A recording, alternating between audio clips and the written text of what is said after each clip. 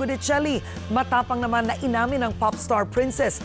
Boyfriend na nga niya si Mateo. Ang big revelation, ibandila mo MJ Felipe.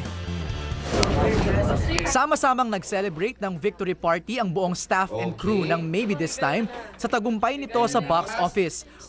Tonyo, Labs, Pep-Tep. 133 million pesos ang kabuuang kinita ng pelikula na palabas pa rin sa ibang bansa. Masayang-masaya kami kasi nga, katulad ng sinabi po, dami po namin kasabay ng Hollywood movies pero still, binless pa rin kami. Masaya sina Coco at Sara na marami ang kinilig sa kanilang movie.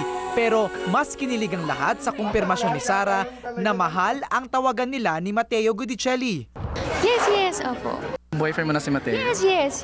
Hindi naman magandang magtatawagan kami mahal kung wala nang kami relasyon, di ba? Nagsimula ang kanilang love story nang magsama sila sa isang concert noong isang taon sa US. Bahagi ito ng 24SG concert tour ni Sara. Mula noon, umingay na ang balitang nililigawan ni Mateo ang popstar princess. Sunod-sunod na ring nagsulputan ang kanilang mga photo sa social media. Ayon kay Sara, ang pag-amin niya sa kanilang relasyon ni Mateo ay para matuldukan na rin ang mga espekulasyon. Pero hindi na nagbigay pa si Sara ng detalye gaya ng kanilang monthsary.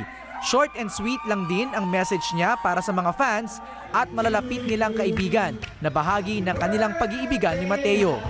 Siyempre, salamat sa kanila, sa suporta nila. Ito ang unang pagkakataon na matapang na inamin ni Sara na siya ay may boyfriend na. MJ Felipe, ABS-CBN News.